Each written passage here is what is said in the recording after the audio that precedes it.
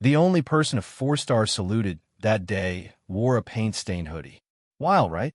A whole school packed into a sweaty gym.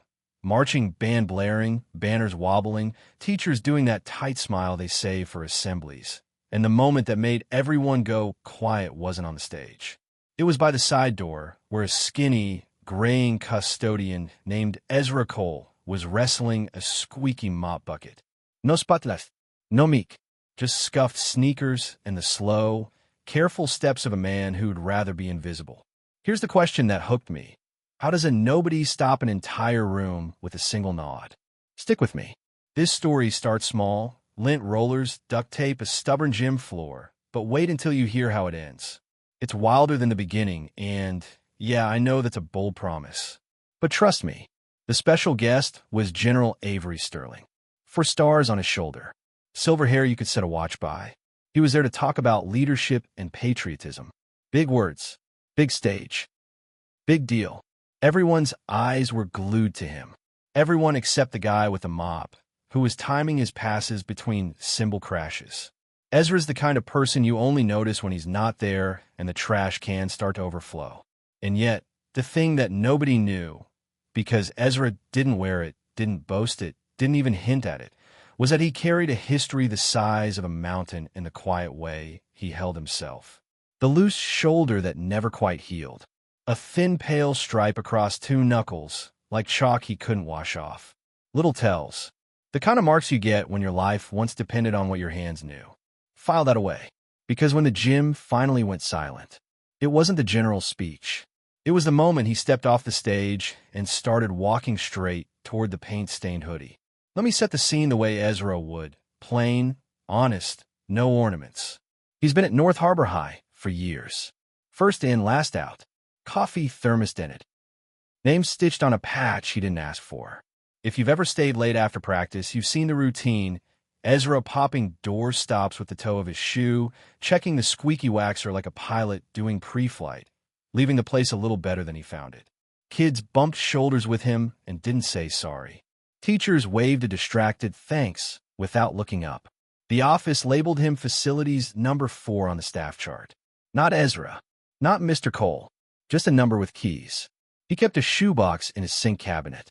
Inside, a ribbon folded so tight it held its own corners, a photo of 6 people standing in the rain, and a metal coin that wasn't money. He never took it to work. He didn't carry souvenirs. He carried habits. He always stood with his back to the wall. He kept exits in his peripheral like a superstition. He could tell you every place a door stuck when the humidity climbed. He could also tell you which fire extinguishers the wrestling team yanked the pins out of as a joke. The man never lectured, never bragged. If you asked how his weekend was, he'd say, quiet, even when it wasn't. When the power went out during finals last winter, he had working lights in the gym within 5 minutes. Nobody asked how. He didn't offer. Some people build their entire personalities on being noticed. Ezra built his on show up, do the work, disappear.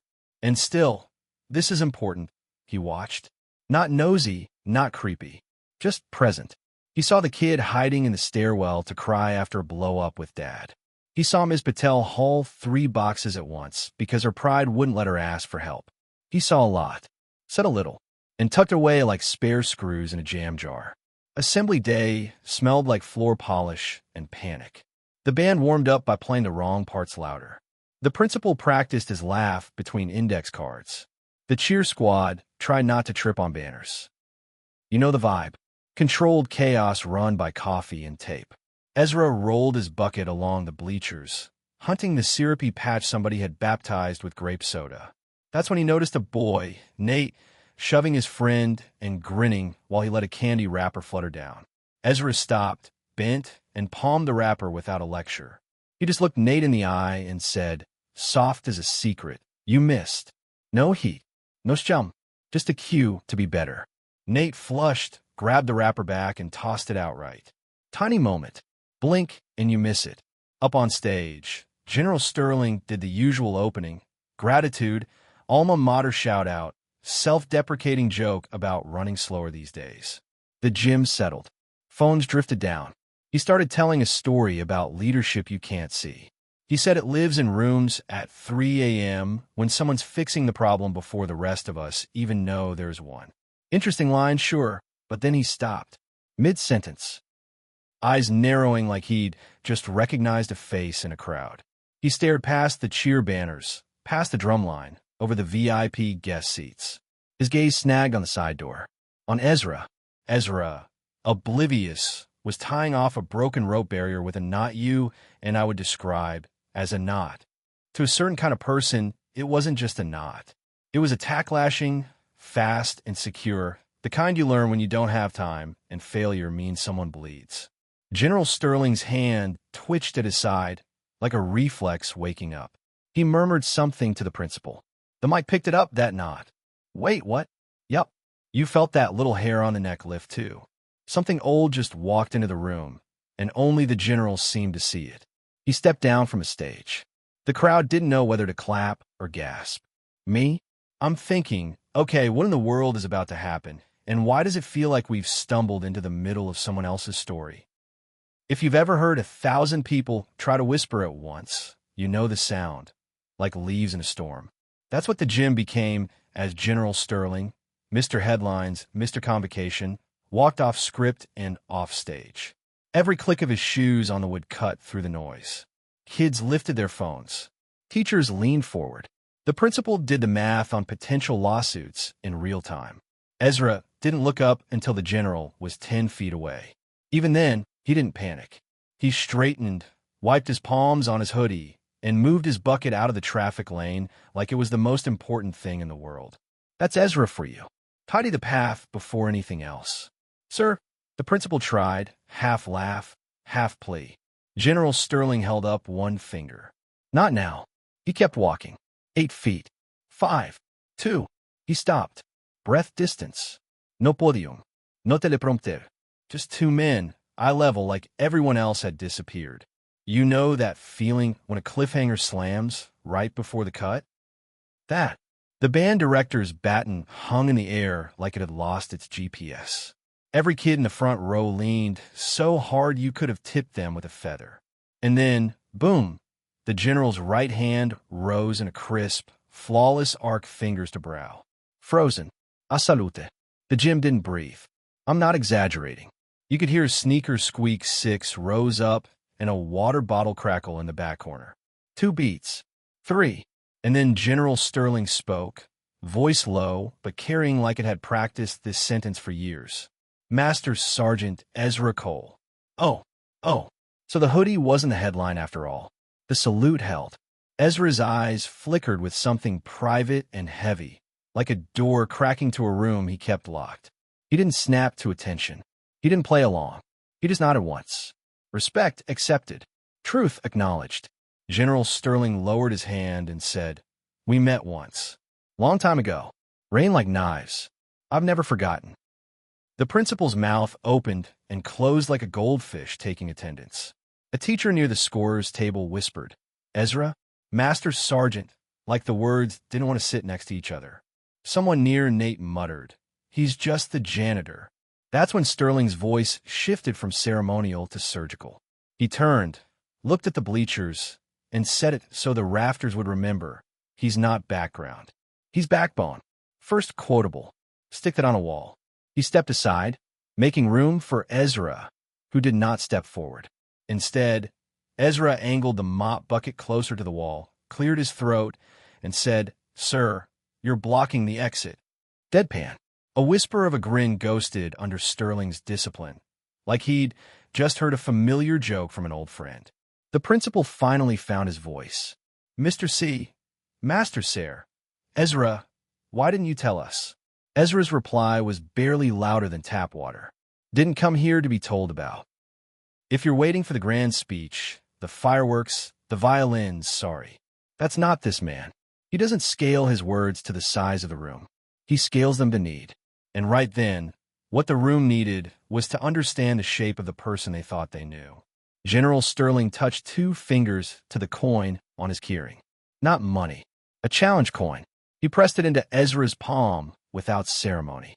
"For then," he said. And for now. Ezra closed his hand over it. The sound it made, small, metallic, was ridiculously loud. Okay, here's where it spikes. Sterling turned back to the mic, but he didn't go up the stairs. He stayed on the gym floor, down where people sweat and scrape their knees, and lifted the mic cable like he'd done it 1,000 times. I came to talk about leadership, he said, and then I remembered I was standing in a building that runs on it. He pointed, not at the district superintendent or the board chair, but at the custodians, the office staff, the bus drivers lined up along the wall, the folks who wear keys instead of lanyards. I was a second lieutenant when the sky tried to swallow us, he went on. A flood took the road. Communications were garbage. The evac team was 3 people with rope and lungs. One of them dragged me across 20 meters of river with that knot you saw. I didn't know his name. I know it now.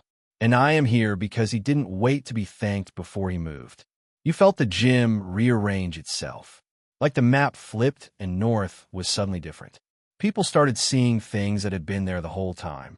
The patched spot on the bleachers Ezra had repaired with a strip of oak and patience. The way he'd learned ASL basics to help a student he saw in the hallway every morning. The handwritten note he'd taped to the vending machine. Eats dollars. Kick is not a fix. That saved like 6 ankles and a lawsuit. The principal, to his credit, pivoted fast. Easy, Mr. Cole, on behalf of the school. Ezra held up a hand. I appreciate it. But listen. He looked at the students, really looked at them. Some debts aren't loud. You pay them by showing up. Second, quotable. Tattoo it on your planner. He didn't say, I have nightmares. He didn't say, rain still sounds like rotors. He didn't need to. We were already hearing it in the silence between his words. Here's the part that gets me every time. The applause didn't crash down. It rose slow, like people were adjusting to a new kind of gravity. Then one by one, no cue from the band, no cheer routine, the students stood. Not for the general, for Ezra. Hands at their sides, back straight. A silent salute in a room built for noise. Nate, the candy wrapper kid, was first from the sophomore section. He blew out a breath like he'd been holding it all year, then walked down to the floor, stepped up to Ezra and said, Mr. Cole, sorry about the wrapper. And the other stuff. You see more than we see. He stuck out his hand. Ezra shook it like it was the most normal thing in the universe. Phone stayed up for once, but not to mock. To remember. To send to grandparents. To say, we have people like this here. The principal cleared his throat. We'd like to, honor you, Ezra. A plaque. A scholarship in your name. He looked like a man sprinting to catch up to something already moving. Ezra stared down at his work boots for a heartbeat. He nodded. If we're putting names on things, put the crew's names on them. The ones who don't get the mic. General Sterling smiled, small and proud.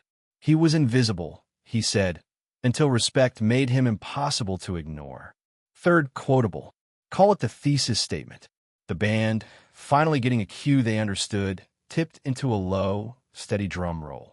Not loud, just present. Like the heartbeat you notice when a room gets quiet and you realize you're still here. You wanted the backstory. Here's the part that was always coming but hits different when it arrives. Years ago, another coastline, a storm that came in sideways. Ezra wasn't a custodian then. He was Master Sergeant Cole, the kind of NCO you look for when everything goes stair-step wrong. A convoy stuck at a washed-out bridge.